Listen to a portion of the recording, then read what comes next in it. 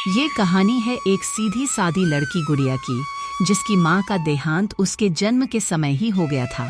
पिता ने दूसरी शादी की, लेकिन सौतेली माँ ने उसे कभी अपनी बेटी नहीं माना।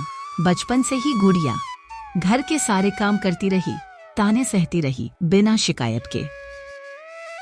रानी उसकी सौतेली बहन घर की राजकुमारी थी और गुड़िया बस एक नौकरानी।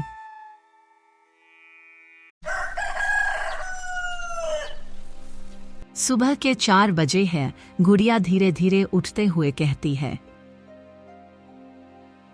हे भगवान, आज फिर देर हो गई। माँ फिर से चिल्लाएंगी।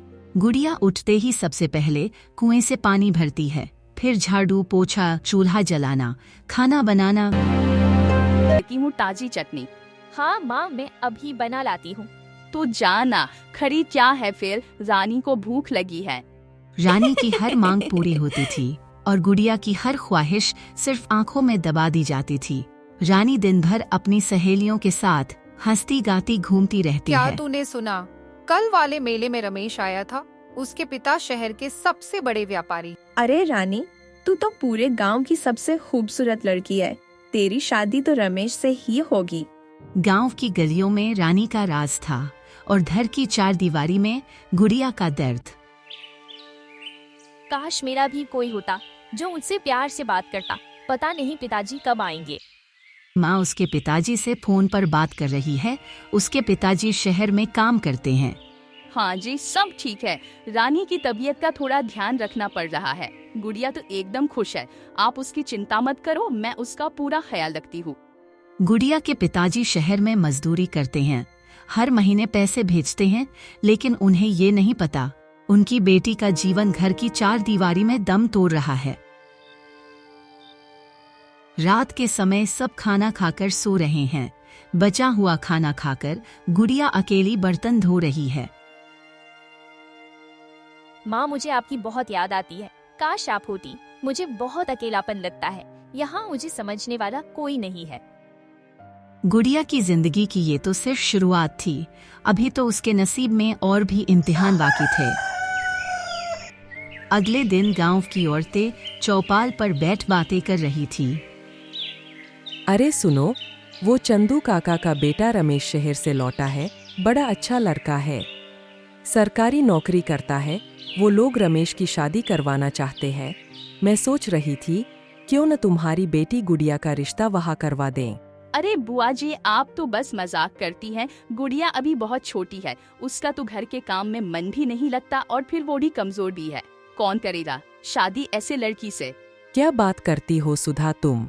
गुड़िया तो पूरे घर का काम अकेले करती है, सुबह से रात तक लगी रहती है। और छोटी कहा है, रानी से तो 1 साल बड़ी है। अरे नहीं नहीं, असल में गुड़िया के भाग्य में थोड़ा दोष है। एक पंडित ने कहा था उसकी शादी जल्दी कर दी तो घर टूट जाएगा, इसलिए तो मैं अभी कुछ नहीं सोच रही। पड़ोसन बुआ की आंखों में सवाल थे। उन्हें दिख रहा था सुधा गुड़िया की शादी नहीं करवाना चाहती। माँ, रमेश मेरे लिए अच्छा रहेगा क्या? वो तो मुझे मेले में देख रहा था। मुझे तो लगता है वो मुझे पसंद करता है। बिल्कुल मेरी रानी बेटी, तू तो राजकुमारी है। मैं तुझे अच्छे से अच्छे घर में ब्याहूंगी। तू चिंता मत कर, तेरे रास्ते में कोई नहीं आएगा। पर माँ, लोग तो उस मनहूस गुड़िया की बात कर रहे हैं। कहीं उसकी शादी रमेश से हो गई कहाँ तो? गुड़िया और कहाँ तू? मैं कौन सी बेवकूफ हूँ मेरी लाडो रानी। उस मनहूस के लिए तो मैं ऐसे ही बहाने बनाती रहूंगी। जब तक तेरी शादी न हो जाए तब तक उसका कोई जिक्र नहीं होगा। गुड़िया सब सुन रही थी। हर शब्द तीर बनकर उसके दिल में उतर रहे थे, पर उसने कुछ नहीं कहा क्योंकि उसे अब इन सब बातों की आदत हो गई थी।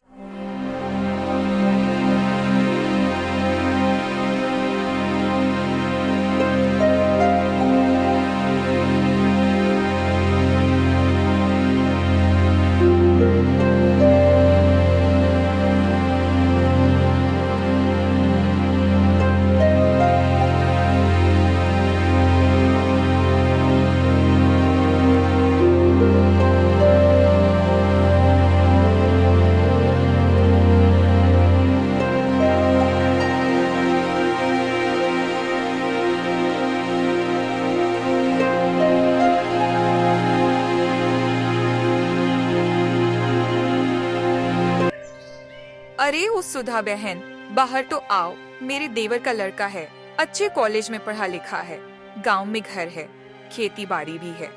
मैं चाह रही थी कि गुड़िया के लिए बात चलाऊं। अरे हाय हाय, आपको किसी ने नहीं बताया। गुड़िया को बुखार रहता है और उसका स्वभाव भी कुछ अलग है। आपको बाद में पछताना पड़ेगा। मैं तो पहले ही बता रही हूँ। अरे पर लड़की तो बड़ी सीधी सादी है, काम काज भी अच्छा कर लेती है। सीधी सादी नहीं, जिद्दी और चुप रहने वाली है। मैं माँ हूँ उसकी, मुझे पता है। और वो खुद भी अभी शादी नहीं करना चाहती है। हर बार कोई रिश्ता आता और हर बार सौतेली माँ अपने झूठ से सब कुछ बर्बाद कर देती। उसे डर था कहीं गुड़िया की किस्मत चमक गई तो वो उसकी बेटी रानी की बराबरी करने लगेगी। आज घर में कुछ खास था। सौतेली माँ ने खुद रमेश और उसके माता पिता को घर बुलाया था रानी का रिश्ता तय करवाने के लिए। सुबह से ही रानी आईने के सामने खड़ी हो गई थी, बालों में फूल, चेहरे पर मेकअप और होठों पर बनावटी मुस्कान देकर। माँ देखो तो मैं आज कितनी सुंदर लग रही हूँ। आज रमेश मुझे देखकर पक्का हाँ कर देगा। हाँ मेरी रानी, तू तो परी है परी। बस तू चुप रहना, मैं सब कुछ संभाल लूंगी। आज तेरा रिश्ता पक्का करके ही रहूंगी। वहीं दूसरी ओर रसोई में चूल्हा जल चुका था और गुड़िया चाय और समोसे बनाने में जुटी थी। उसकी आंखों में आज कुछ और ही था। कोई उम्मीद नहीं, कोई शिकायत भी नहीं। आज गुड़िया खुश थी। दोपहर होते ही रमेश और उसके माता पिता रानी को देखने पहुँचे। आइए आइए, स्वागत है आपका। बहुत दिन से सोच रही थी आप लोगों से मिलने के लिए। ये मेरी प्यारी बिटिया रानी है। रानी मुस्कुराते हुए प्रणाम करती है। अरे वाह, आपकी बेटी तो बहुत सुंदर है, बिल्कुल घर की लक्ष्मी लगती है। आज तो रानी ने अपने हाथों से आपके लिए चाय और समोसे बनाए हैं। आप लोग खाइए ना, मेरी बेटी के हाथों में बहुत स्वाद है। ये समोसे वाकई बहुत स्वादिष्ट हैं। इतने अच्छे समोसे तो मैंने शहर में भी नहीं खाए। बिटिया बताओ ना, ये समोसे कैसे बनाए तुमने? थोड़ा हमें भी तो सिखा दो। अरे वो मैंने तो बस मैं रमेश की माँ को थोड़ी शंका होती है। वो अपने मन में कहती है, मुझे तो लग रहा है ये दोनों माँ बेटी झूठ बोल रहे हैं। इसी बीच रमेश की नजर रसोई में खड़ी चुपचाप काम करती गुड़िया पर पड़ती है। रमेश को एक नजर में गुड़िया की सादगी पसंद आ गई थी। उसके चेहरे पर थकावट थी, पर आंखों में एक सच्चाई और सादगी थी। अरे रानी की माँ, आपके रसोई में वो लड़की कौन है? वो गुड़िया मेरी बड़ी बेटी है, लेकिन अभी वो अच्छी सी है। शादी की बात नहीं सोची हमने उसके लिए। रमेश की माँ ने गुड़िया को अंदर बुलाने को कहा और माँ बेटे दोनों समझ चुके थे कि समोसे किसके हाथ के थे और कौन झूठ कह रहा था। बेटा, क्या तुम बता सकती हो इतने स्वादिष्ट समोसे कैसे बनाते हैं? गुड़िया को कुछ पता नहीं था कि अंदर क्या चल रहा है। उसने मासूमियत से समोसे बनाने की विधि बता दी। अब सौतेरी माँ को डर लगने लगा था। वो जल्दी से बात पलटने लगी। अरे इसे कुछ अच्छे से नहीं आता, अभी तो बस मैं इसे खाना बनाना सिखा रही हूँ। देखिए ना, गुड़िया तो अभी पढ़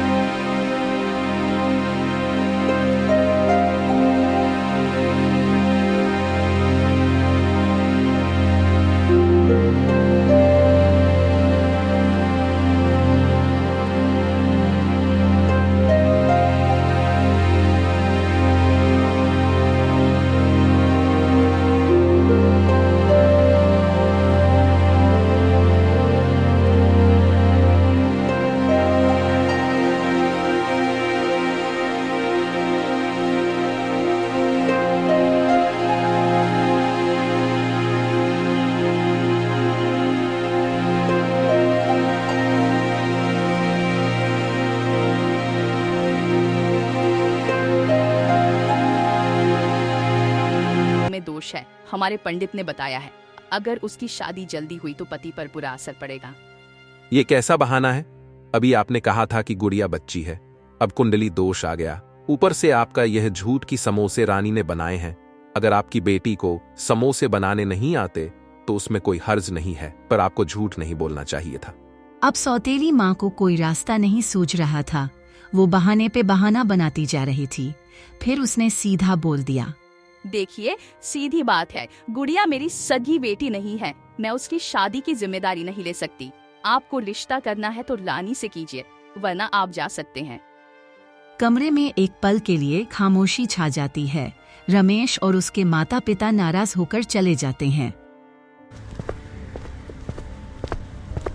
मनहूस कहीं की क्यों आई तू बीच में? सब बर्बाद कर दिया तूने। तेरी शक्ल दिखाकर मनहूस कहीं की मेरी बेटी का रिश्ता तेरी वजह से आज टूट गया। क्यों बताया तूने कि समोसे रानी ने नहीं बनाए? मुझे पता है तू जानबूझ के रमेश के सामने आई ताकि वो तुझे पसंद कर ले। तू मनहूस है, जब भी कोई हमारे घर आता है तो ही बीच में आ जाती है। तू क्यों आई रसोई से? क्यों बताया तूने समोसे बनाए हैं? माँ मुझे माफ कर दीजिए, मुझे नहीं पता था कि उन्होंने पहले रानी से समोसे बनाने की विधि पूछी थी। चुप, जुबान चलाती है। तुझे तो खाना भी नहीं देना चाहिए। भगवान ही जाने क्या पाप किया था मैंने जो तू मेरे किस्मत में आई मेरी बेटी का रिश्ता तोड़कर। तूने अच्छा नहीं किया, अब मैं तेरी जिंदगी बर्बाद कर दूंगी। अगली सुबह गुड़िया के पिता का फोन आया।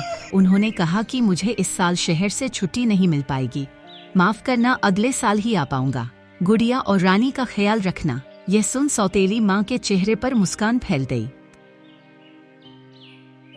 अब देख, तेरे बापू साल भर नहीं आएंगे, तू समझ रही है ना? अब गुड़िया की सारी जिम्मेदारी मेरे हाथ में है और अब मैं वही करूंगी जो मेरे और तेरे लिए ठीक है। तो माँ अब देर क्यों? गुड़िया को जल्दी घर से बाहर निकाल। उसे घर में रखे रहेंगे तो हर रिश्ता बर्बाद करती रहेगी। अब माँ बेटी की चालबाजी ने एक नई साजिश का रूप लिया। उन्होंने एक खतरनाक योजना बनाई जिससे गुड़िया को इस घर से हमेशा के लिए निकाल फेंके। उसी शाम रानी की कुछ शातिर सहेलियां घर आई, इस बार हंसी मजाक के लिए नहीं बल्कि एक गहरी साजिश को अंजाम देने के लिए। हमारे गांव में कोई ऐसा लड़का है जो बहुत गरीब हो, जिससे अगर कोई लड़की शादी कर ले तो उसकी जिंदगी बर्बाद हो जाए। हाँ रघु है ना, जिसके पास खुद का घर तक नहीं है, उसकी माँ बीमार रहती है, खेत भी गिरवी पड़े हैं। वैसे क्या करना है? बस उसकी शादी गुड़िया से करवानी है। वो मनहूस मुझसे तो कुछ बोल पाएगी नहीं और उसके पिताजी भी तो 1 साल तक घर नहीं आने वाले। अरे पर इतना बड़ा धोखा अगर उसके पिताजी को पता चल गया तो? धोखा नहीं है ये, हम उसकी जिंदगी बना रहे हैं, वरना कौन करेगा उस मनहूस से शादी? हमारे घर में अब और नहीं रख सकते उसे, और हमें तो अपनी रानी की शादी किसी अमीर व्यापारी से करानी है। गुड़िया अगर घर में रही तो सब खराब कर देगी। अगली सुबह सौतेली माँ रघु के घर गई। गुड़िया का काली, तूने मुफ्त की रोटियां, अब निकल।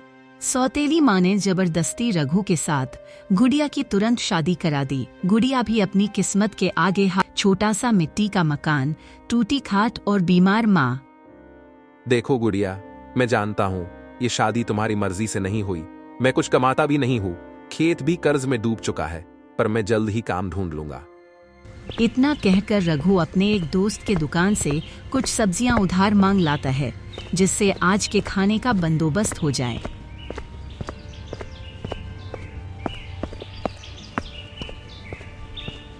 मैंने कुछ सब्जियां लाई है, आज तुम इसी से कुछ बना लो, कल मैं कुछ न कुछ काम जरूर खोज लूंगा। गुड़िया थोड़ी सी सब्जी से ही बहुत अच्छा खाना पका लेती हैं। बेटी, तुमने कम मसालों में भी कितनी अच्छी सब्जी बना ली।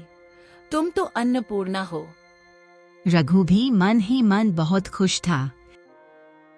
उधर रानी की शादी एक रईस व्यापारी से बड़े धूमधाम से कर दी गई। सौतेली माँ को इस बात की तसल्ली थी, अब गुड़िया इस घर से उस झोपड़ी में चली गई और रानी की जिंदगी संवर गई। रानी अब अपने घर में महारानी की तरह राज कर रही है। उसका घमंड अब और भी बढ़ गया था। सुबह से तुम्हें मैं देख रही हूँ, सिर्फ समय बर्बाद। गुड़िया, मुझे मेरे दोस्त के खेत में काम मिल गया है। गुड़िया और उसकी सास भी खुश थे।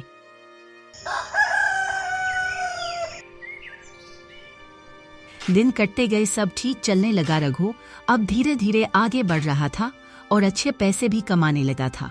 पर गुड़िया चाहती थी उसके पति का भी अपना खुद का कारोबार हो। आखिर वो कब तक दूसरे की खेत में मजदूरी करेगा? सुनिए, वो मैं कह रही थी, हमारे घर सामने कितनी बड़ी जगह खाली है, क्यों ना आप वहाँ कुछ सब्जियों की खेती करें। रघु को गुड़िया का ये सुझाव बहुत अच्छा लगा। तुम जो कह रही हो मैंने तो कभी ये सोचा भी नहीं था। मैं आज ही बीज डाल देता हूँ और खेती शुरू करता हूँ।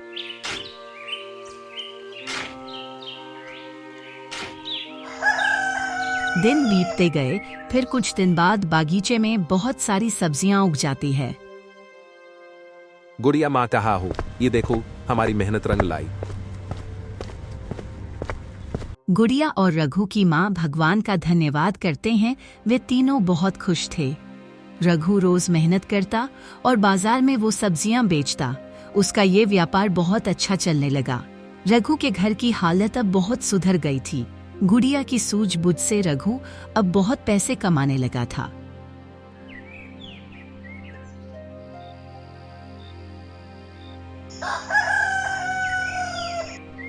माँ, मैं सोच रहा था कि हमारे पास अब अच्छे पैसे आने लगे हैं, क्यों ना हम अब नया घर खरीद ले और खेत भी वापस छुड़वा ले। गुड़िया और माँ बहुत खुश थे। रघु ने अपना खेत भी छुड़वा लिया और एक नया सुंदर घर भी खरीद लिया। अब वो सब बहुत खुशी से जी रहे थे। उधर रानी को उसकी माँ और उसके कर्मों का फल मिल रहा है। उसके पति को उसके कारोबार में बहुत बड़ा नुकसान हो गया। उसका घर खेत सब छीन गया। रानी और उसका पति रानी की माँ के घर जाते हैं और सारी बातें बताते हैं। हाय हाय मेरी बेटी, तू परेशान ना हो, सब ठीक हो जाएगा। बेटी, सुना है गुड़िया बहुत अमीर हो गई है, क्या पता वो तेरी मदद करे। पर माँ, गुड़िया भला मेरी मदद क्यों करेगी? उसे तो मेरी हालत देखकर खुशी होगी। रानी को गुड़िया से अब और भी जलन होने लगी थी। उसे अपने दुख से ज्यादा गुड़िया के सुख से दिक्कत होने लगी। रानी और उसकी माँ एक दिन गुड़िया के नए घर को चुपके से देखने जाते हैं। गुड़िया की किस्मत देख उनकी आंखें खुली की खुली रह जाती है। माँ, गुड़िया का घर तो मेरे घर से भी बहुत बड़ा और सुंदर है। हमने तो गुड़िया की शादी एक गरीब से करवाई थी, पर ये तो क्या हुआ? दिन कटते गए पर रानी के पति की कोई मदद नहीं कर रहा था। सब ने उससे मुंह मोड़ लिया था। अब वह हिम्मत हार रहा था। रानी, अब मैं थक चुका हूँ, कहीं से मदद नहीं मिल रही है। अब सौतेली माँ को कोई रास्ता नजर नहीं आ रहा था। अब उसे सिर्फ गुड़िया का ही सहारा नजर आ रहा था। रानी सुन बेटा, अब बहुत हुआ, तू मेरे साथ चल गुड़िया के घर, वो हमारी मदद जरूर करेगी। रानी पहले तो मना करती है, लेकिन आखिर में गुड़िया से मदद मांगने जाने के लिए तैयार हो जाती है।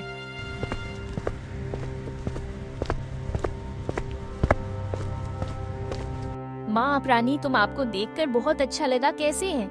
आप दोनों आइए ना, अंदर बैठिए ना। गुड़िया के साथ बचपन से उसकी सौतेली माँ और बहन ने बुरा बर्ताव किया था, पर गुड़िया ने उन्हें बहुत प्यार से अपने घर के अंदर बुलाया, उनकी खूब मेहमान नवाजी की और बहुत प्यार और अपनापन दिखाया। ये देख सौतेली माँ को एहसास हुआ कि गुड़िया कितनी अच्छी है। इतना जुल्म सहने के बाद भी उसने अपने मन में कोई करवाहट नहीं रखी। गुड़िया, मुझे माफ कर दे बेटी, मैंने तेरे साथ बहुत बुरा किया, बचपन से तुझ पर अत्याचार किया, तेरी शादी भी जानबूझकर एक गरीब लड़के से करवा दी। मुझे माफ कर दे बेटी, आखिर तुझे तेरी किस्मत का मिल ही गया बेटी। मुझे और रानी को हमारे कर्मों का फल मिल गया। गुड़िया मेरी बहन, मैंने तेरी गरीबी का मजाक उड़ाया था, शायद इसलिए मेरे साथ आज ये हुआ। ऐसा क्यों कह रही हो रानी? कुछ हुआ है क्या? बताओ ना माँ। रानी और माँ ने उसे सारी बातें बताई। यह सुन गुड़िया तुरंत मदद करने को तैयार हो जाती है। गुड़िया ने रघु को बुलाया और उसने सारी बातें रघु को बताई। रघु ने रानी के पति को घर बुलाया। उसी शाम वो लोग फिर गुड़िया के घर आए। रानी के पति ने रघु को सारी बातें बताई। रघु ने रानी के पति की मदद की।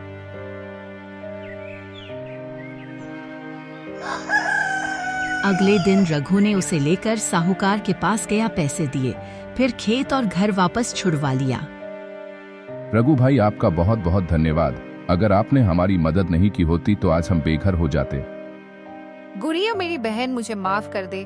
मैंने तेरे साथ कभी अच्छा व्यवहार नहीं किया, पर तूने कभी मेरा बुरा नहीं चाहा। जीजा जी और तुम्हारा बहुत बहुत धन्यवाद। आज अगर आप लोग नहीं होते तो पता नहीं हमारा क्या होता। रानी, तू मेरी बहन है, ये तो मेरा फर्ज है। तू खुश रहे, मैं बस यही चाहती हूँ। रानी और उसकी माँ को बहुत पछतावा हुआ। उन्हें अब जाकर गुड़िया की कद्र समझ आई। अब सब लोग बहुत प्यार से रहने लगे। गुड़िया को भी माँ का प्यार मिल गया। जिंदगी में भले ही रिश्तों पर छल के बादल छा जाएं, पर सच्चे दिल और अच्छे कर्म कभी खाली नहीं जाते। गुड़िया ने नफरत के बदले प्यार दिया। जब इंसान बुराई के जवाब में भलाई करता है तो अंत में वही सबसे बड़ा बनता है। कर्मों का फल हर किसी को जरूर मिलता है।